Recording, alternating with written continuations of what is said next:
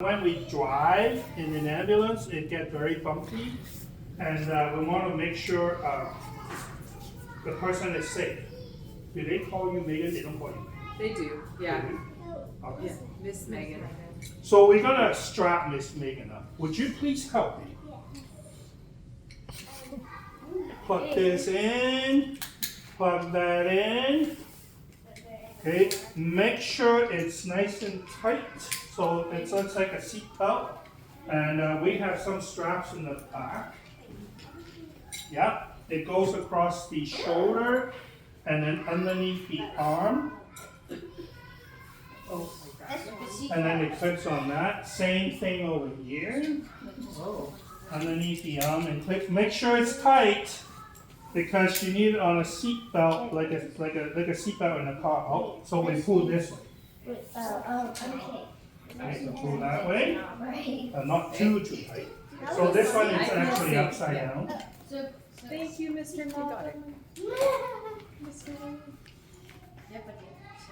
Is everything tight? And So the good part of this is, I took the pillow away, sorry. that's okay. We can sit Miss Megan up, or we can leave her down if she is dizzy. If she is having back pain, this is very good. There. Okay, What do you these can buttons do? just I lift think your they leg with me. raise it. 1, 2, 3. What do those buttons do? So what that does is, when you move this up and to lift the knee, you actually take all the pressure off the back. This is the best position for back pain. I have a question. The other good part is, you will notice this is the plastic. So Miss Megan may slide down during the trip. But when you put that on, she's holding into place. So she won't slide anywhere. I love using this. But nobody, actually most of the paramedics don't know about this function. Because nobody read the manual. I read the manual. I'm just gonna be like, can Nahum come Yeah. get me? So Every time. lift your leg with me again. 1, 2, 3. Yeah. But a lot of them know this. If your blood pressure is extremely low, we can actually move your leg up and have all the blood circulate back. Because if your blood pressure is low, you want more blood going to your heart. That's why you would do that. That's correct. Instead of going down. Now, this is the best part. Ooh, it's calculator. Yeah. This is the best part. Yeah, what they're doing first. It's a built-in Back calculator. in my days, we have to lift everything. Now, Miss Megan is pretty light. However, some of these people that I met are not so light. And my record was 750 pounds, one person. That's almost the limit. You lifted that person? That one, no. We were lucky, but I'm not going to tell you the story. Okay. The heaviest we had was 600 that I have to lift. He was so big, he wouldn't fit into an air ambulance. So we called the military, and they got the cargo plane to fly him down. He was so embarrassed. So the very first thing I said to him was, you know what, you're sick, let's just deal with that. And nobody's laughing at you because we just want to take care of you. We're going to reassure these people that they shouldn't be embarrassed, right? Okay, this is what changes everything. We used to have to lift, but now, It's gonna happen. Whoa!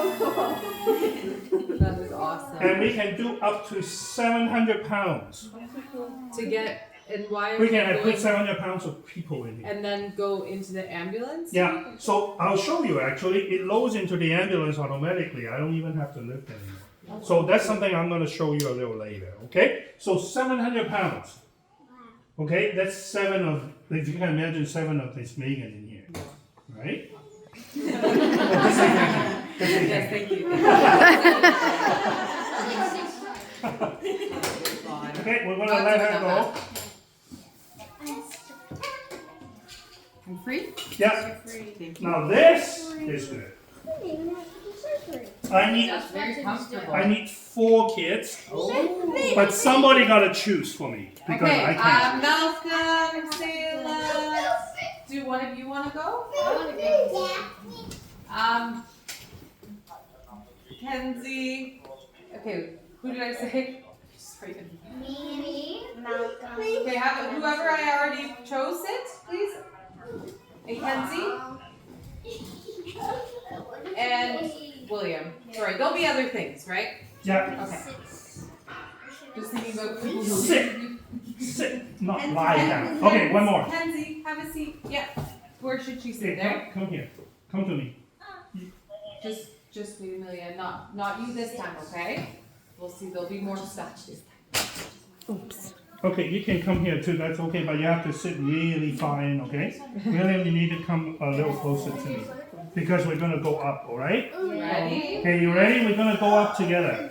We're gonna count to 3. 1. Do you want to do it? Yeah. Nobody's counting with you? 2, 3.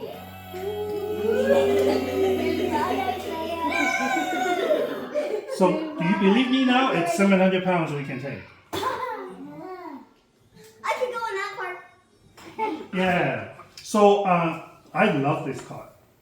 It's because of this I'm still working. If I still have to lift, I won't be able to work this job. It's just too much. So 600 pounds, if you can imagine, that's a lot of weight. Mm-hmm. My friend was a paramedic for many years and he ruptured a disc and Yeah, that would end it. That's a career ending. that's it. So 40% of our injuries are back injuries. Yeah. So before this, 40% of our injuries are back. Since we introduced this, 3%. Wow. So it costs $250,000 for one of these. Wow. Because you have to install and put it in the car, it's expensive. But it was still cheaper than paying WorkSafe. Yeah. Premium, yeah. Our insurance for WorkSafe was so expensive. Provincial Health Services Authority, which is we are under their umbrella, they have to separate us for the insurance because it costs way too much. We have a lot of injuries, and many of them are career ending. So the biggest one for us is actually not physical injuries, psychological injuries. So our psychological injury rate are 3 to 4 times more than the police and fire. Because we theorize, actually I'm writing my doctoral thesis right now on that. We theorize because we touch the person a lot more and we spend a lot more time with the person. So if we have to resuscitate somebody, the police would just stand by. And the fire would just help us for the 10 minutes that we need them. But we have the patient for an hour and a half all the way to the hospital and give report. So we're theorizing because of the intimate connection we have with, like, can you imagine the way we touch you if you're sick? You would never think of anyone with the way they touch you, the way we touch you. And I'm just telling the kids, anybody who's sick, we strip them.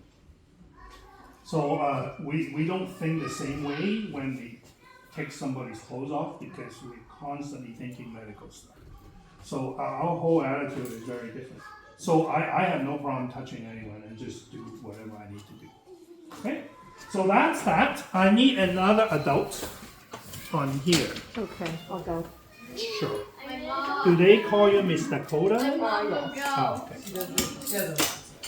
So Miss I Dakota, had to do it. Miss Dakota has to do it. say she is on the 2nd floor of her house and she cannot walk. Let's say she got an OE on her leg. And although she's like 80 pounds soaking wet, I prefer not to carry her today. So what we do then is we have this called a chair cot. A chair cot has 4 wheels, you notice. We can move her around in this. But before we do anything, always strap them up. We don't like our patients running away from us. So we don't like escapees. Not that one especially. She's dangerous. Yeah. Miss Dakota.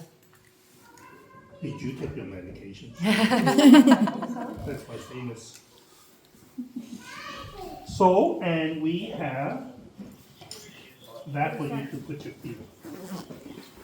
So now I can move her around, right? But we still have to take her downstairs. What are we gonna do? Downstairs. Use the truck. Take the elevator. Do you think that can What be if there are no downstairs? elevators? Use it for anything on the back. We actually have a truck. Oh, wow. Fancy. So I'm not gonna drop you, but I would tilt you back. Okay. I hadn't dropped anyone yet in my 30 years. So I can tilt Miss Dakota this way and slide her down the stairs using the truck. That way I don't have to carry her. Okay? Or if we have to carry her, we have 2 carrying handles and then 2 more in here that we can extend. So we can now carry her. But being a senior guy who's been around for a while, I usually designate that job to a younger person. Or I would say very politely, remember I always say please and thank you to firefighters? I'll go up to a firefighter and say, can you please carry her for me? And most of them will say yes. You develop a relationship, when you're a first responder, the relationship you have with each other sometimes are even more closer than your family. So you became very, very good friends. And I remember asking the captain, as he come in to help me, I said to the captain, hey,